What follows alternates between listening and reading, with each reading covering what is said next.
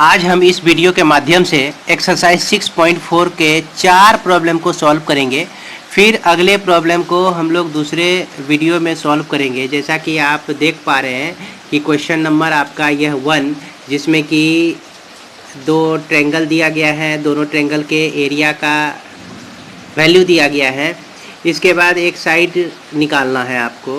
दूसरे प्रॉब्लम में आप देख रहे हैं कि इसमें एक ट्रेपेजियम पर आधारित है। ट्रेपेजियम के में जो बनने वाला दो ट्रायंगल हैं, इसके एरिया का रेशियो हमको इसमें निकालना है। इसके बाद आप क्वेश्चन नंबर 4 में जब जाएंगे तो 4 में आपका ये फिगर आपका दिया गया है 6.44, और इसको हम लोग अच्छे तरीके से आगे समझेंगे। और यह क्वेश्चन नंबर 4 है जिसको आज हम लोग सॉल्व करने के लिए जा रहे हैं।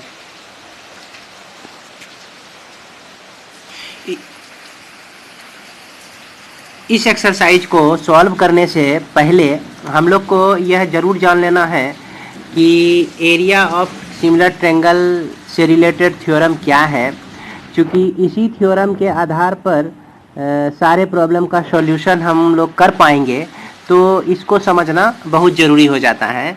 तो जैसा कि यह 6.6 का आप थ्योरम देख पा रहे होंगे स्क्रीन पर, यह कहता है कि the ratio of area of two similar triangles is equal to the square of the ratio of their corresponding side.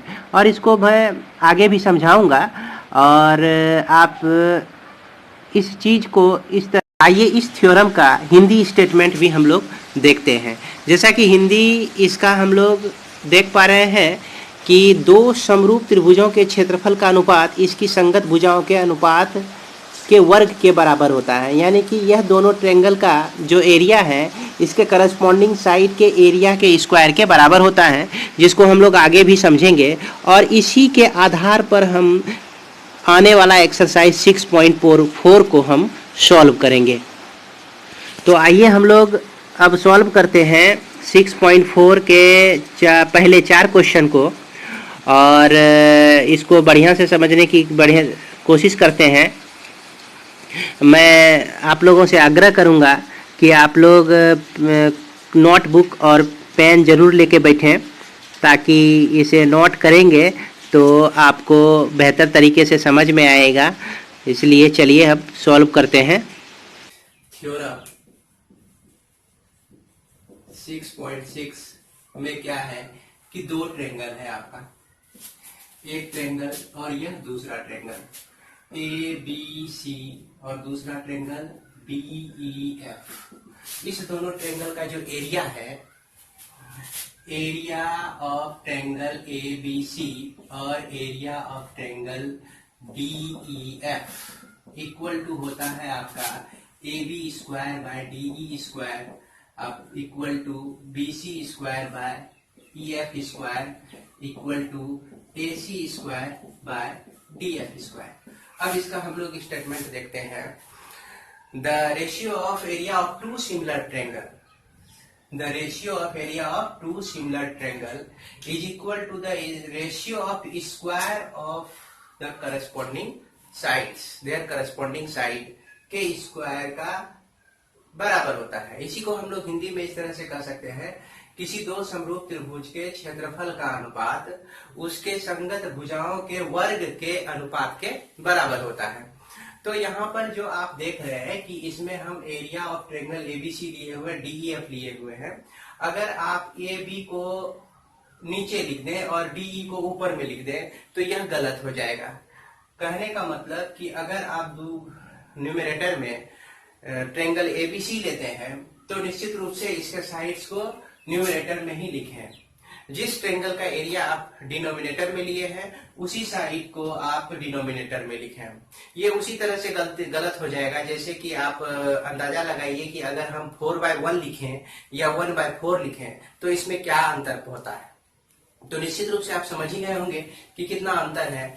अब इस चैप्टर के आधार, इस थ्योरम के आधार पर हम लोग एक्सरसाइज 6.4 बनाएंगे।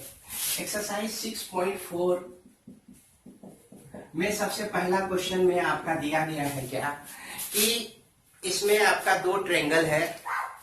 इस ट्रायंगल में कहा गया कि ये दोनों ट्रायंगल सिमिलर है। Triangle ABC similar to triangle DEF, इस तरह से दिया गया है।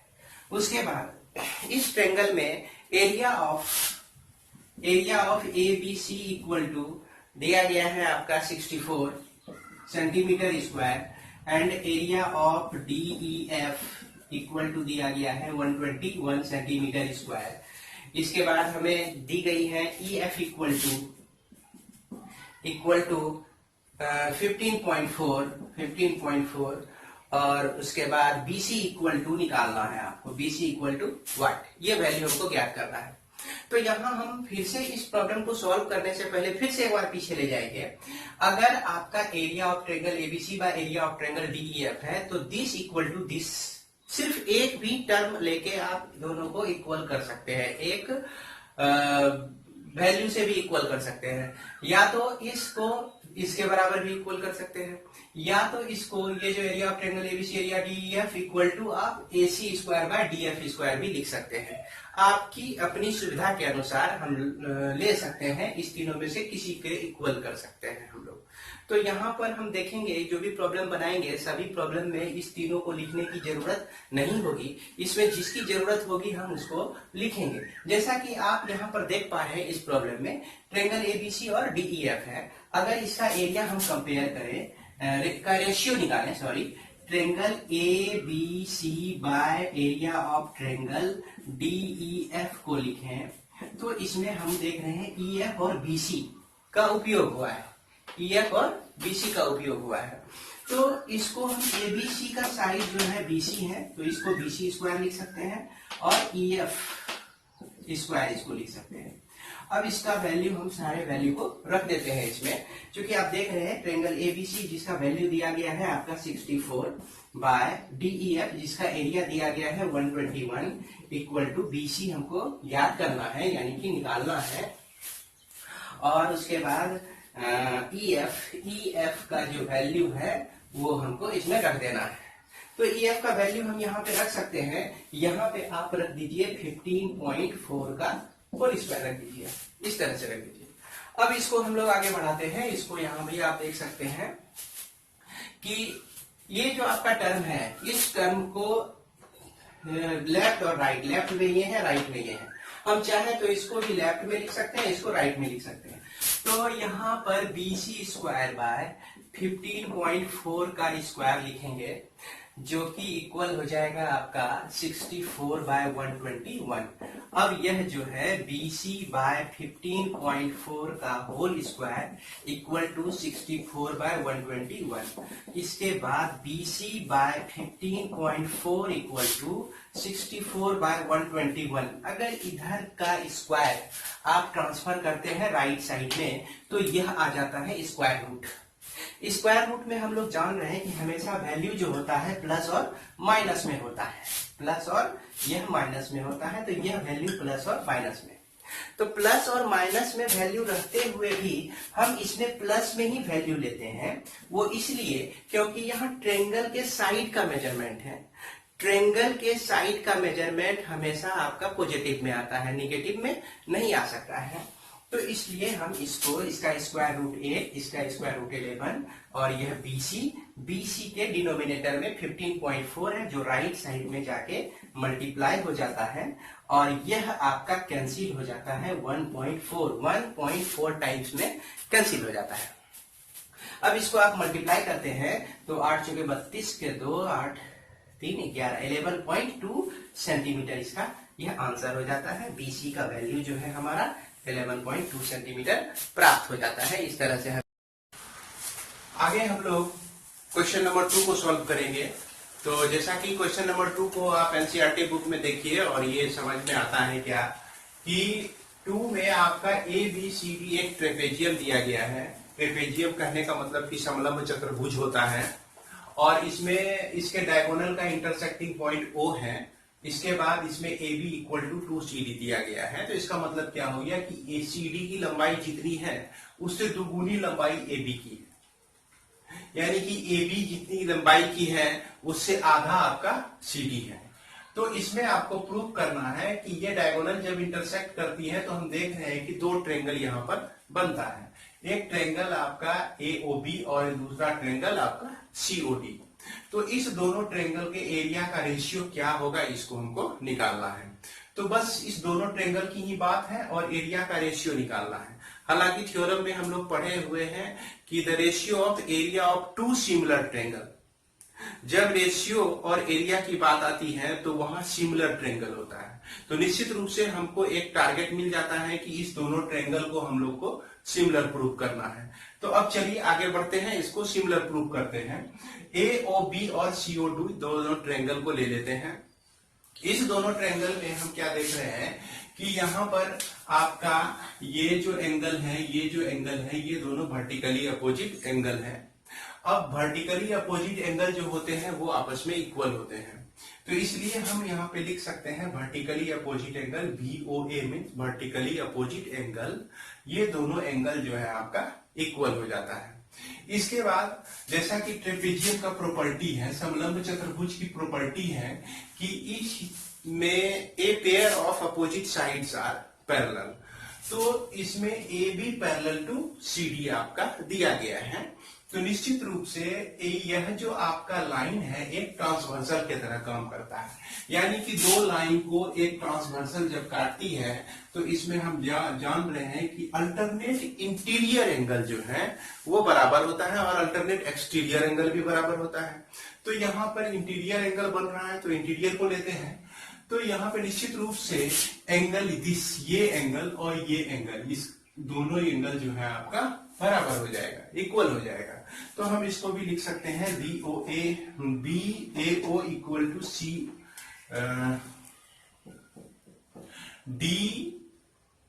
DCO, यह दोनों एंगल आपका इक्वल हो जाएगा।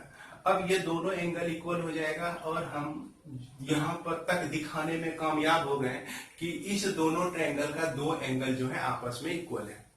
तो ए सिमिलरिटी, ए समरूपता से हम लोग जान रहे हैं कि ट्रायंगल का तीनों एंगल इक्वल होना चाहिए, तभी वो दोनों ट्रायंगल समरूप होंगे। लेकिन उसी में हम लोग पढ़े थे कि ए सिमिलरिटी भी होती है।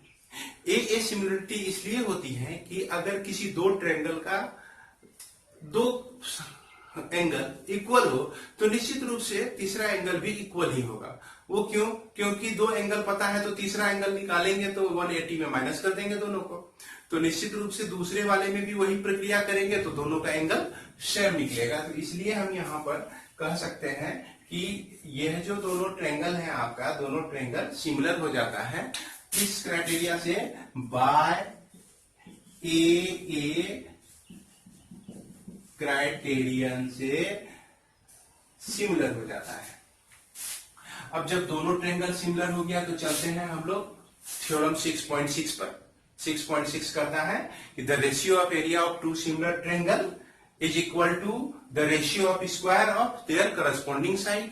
तो हम जैसा कि बता चुके हैं कि साइड आप कुछ भी कोई भी साइड ले सकते हैं, आपकी मर्जी है, AB लें या OB लें या AO लें, कोई भी साइड ले लें। लेकिन यहाँ हमें जरूरत है AB और CD की, क्योंकि AB और CD में हमारा रिलेशन दिया हुआ है।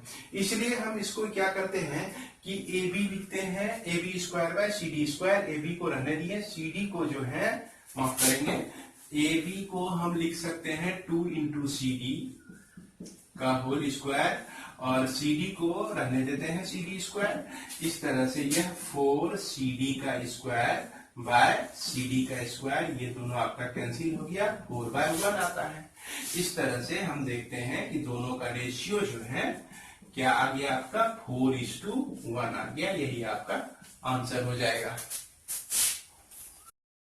अब हम लोग देखते हैं क्वेश्चन नंबर 3 को। क्वेश्चन नंबर 3 में आप बुक को पढ़िए, उसके बाद आपको समझ में आएगा कि इसमें कह रहा है क्या कि ABC और DBC दो ट्रायंगल हैं। दोनों ट्रायंगल जो कि बेस BC पे है, ये BC आप देख पा रहे हैं, BC पर है ये दोनों ट्रायंगल। उसके बाद इसमें आपका जो है AD इंटरसेक्ट करता है BC को एट पॉइंट O पर इंटरसेक्ट करती है, काटती है।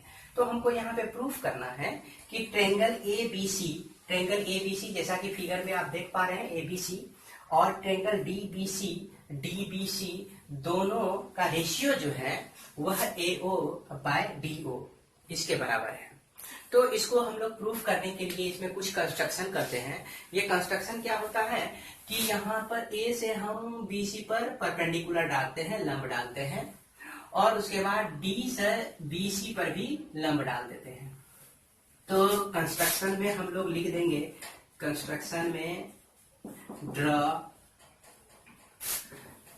AL perpendicular to BC and DM perpendicular to BC। अब हम क्या करते हैं कि इस दोनों ट्रायंगल को हम लोग प्रूफ करते हैं।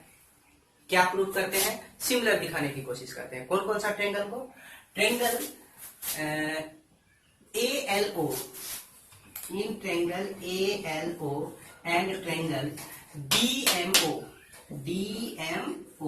तो दो ट्रायंगल को अगर सिमिलर प्रूव करना है तो कम से कम दो एंगल को आप इक्वल दिखा दीजिए, तो वो दोनों ट्रायंगल जो है सिमिलर हो जाएंगे।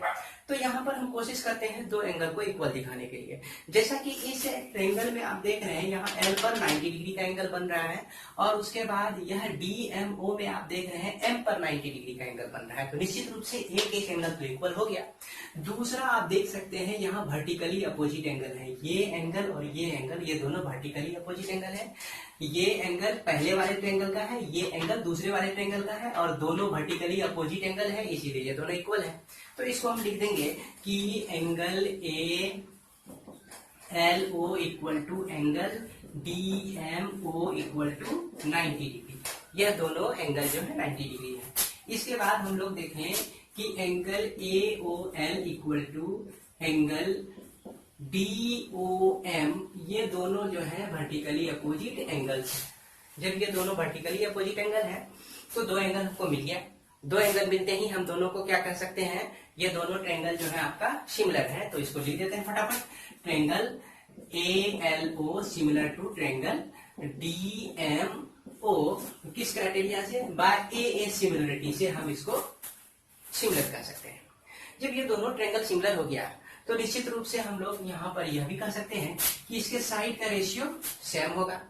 तो इसको भी हम लिख लें, AL बाय क्या लिखेंगे? DM लिखेंगे। उसके बाद LO बाय क्या लिख सकते हैं? MO लिख सकते हैं। उसके बाद AO बाय क्या लिख सकते हैं? DO लिख सकते हैं। इस तरह से हम लोग लिख सकते हैं। अब हम लोग चलते हैं एरिया ऑफ ट्रायंगल ABC पर और एरिया ऑफ ट्रायंगल DBC पर। जैसा कि यहाँ आप देख पा रहे हैं, इसको हमको ये प्रूफ करके दिखाना है। तो एरिया ऑफ ट्रायंगल हम लोग जानते हैं कि half into base into height होता है। तो ट्रायंगल ABC में बेस कौन सा है? तो ABC में देखिए बेस आपका BC है और हाइट आपका AL है। उसके बाद DBC में क्या है आपका कि बेस आपका BC है और हाइट आपका DM है, ये DM है। तो इसको हम लिख देते हैं half into BC into height आपका AL by half into BC into height जो है आपका DM। इस तरह से हम लोग लिख सकते हैं। अब यहाँ पर देख रहे हैं कि half half cancel, BC cancel, तो AL बाय DM बच जाता है। तो अभी जस्ट ऊपर जरा सा नजर डालिए कि AL बाय DM को हम लोग AO बाय DO भी लिख सकते हैं। तो यह इक्वेशन 1 और यह इक्वेशन 2 यहाँ पर हम लोग लिखेंगे from equation 1 and 2 area of triangle ABC by area of triangle DBC equals to AO by DO, hence proved. यही चीज हमको प्रूव करना था। आइए अब हम लोग देखते हैं क्वेश्चन नंबर 4 को। तो क्वेश्चन नंबर 4 में ये कहा गया है कि if the area of two similar triangles are equal then prove that they are congruent. तो वो दोनों ट्रायंगल कॉन्ग्रुएंट भी होंगे, यानी कि यदि दो त्रिभुज का एरिया सिमिलर त्रिभुज का समरूप त्रिभुज का एरिया बराबर हो तो वो दोनों त्रिभुज सर्वांगसम भी होते हैं। इस चीज को प्रूव करने के लिए हम लोग क्या करेंगे कि इसमें सबसे पहले ABC एक ट्रायंगल कंसीडर कर लेंगे और DEF दूसरा ट्रायंगल कंसीडर कर लेंगे और इसमें कहेंगे कि ये दोनों ट्रायंगल जो है सिमिलर है। तो ये सब चीज को let triangle A B C similar to triangle D E F, दोनों ट्रेंगल सिमिलर मान लिए। इसके बाद इसमें हमको प्रूव करना है कि to prove that triangle A B C congruent to triangle D E F. Sorry, इसमें सबसे पहले हमको दिया गया है कि area of triangle A B C equal to area of triangle D E F, ये दोनों आपका इक्वल दिया गया है। तो यहां पर हमको प्रूव करना है, prove that triangle A B C congruent to triangle D E F. तो जैसा कि हम लोग जान रहे हैं कि दो सिमिलर ट्रेंगल हो तो सीधा जाइए आप थ्योरम 6.6 पर, the ratio of area of two similar triangle is equal to the ratio of square of their corresponding sides. तो इसी आधार पर हम लिख क्या सकते हैं कि वी हैव दोनों ट्रेंगल जो है, we have triangle A B C similar to triangle D E F. तो we must have area of triangle A B C by area of triangle D E F equal to A B square by D E square equal to B C square by E F square equal to A C square by D F square लिख सकते हैं। अब इसके बाद हम left side में आते हैं। क्योंकि यह दोनों एरिया आपका इक्वल है, अगर ए बी सी के जगह पर डी ई एफ रख दें या डी ई एफ के जगह पे आप ए बी सी को रख दीजिए तो कोई फर्क नहीं पड़ता है। इसलिए हम यहाँ पर क्या लिख सकते हैं, area of triangle A B C by area of triangle A B C. चूंकि डी ई एफ को रिप्लेस कर दिए हम ए बी सी से, जैसा कि हम देख रहे हैं A B C D E F के बराबर है, यानी कि D E F A B C के बराबर है एरिया में। तो यह दोनों कट के यह वैल्यू देता है 1। अब 1 के बराबर हो गया आपका A B square by D E square equal to B C square by E F square equal to A C square by D F square. अब चाहे तो इस सबको अलग अलग हम लिख सकते हैं। किस तरह से लिख सकते हैं, यानी कि 1 equal to A B square by B E square, उसके बाद 1 equal to B C square by E F का स्क्वायर, उसके बाद यह 1 equal to A C square by D F का स्क्वायर।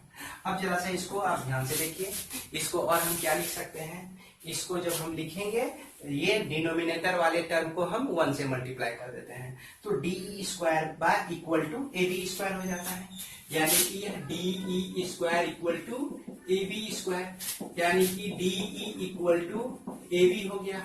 इसी तरह से हमको मिल जाता है B C square by E F square में क्या मिल जाता है, E F equal to B C मिल जाता है, E F equal to B C मिल जाता है।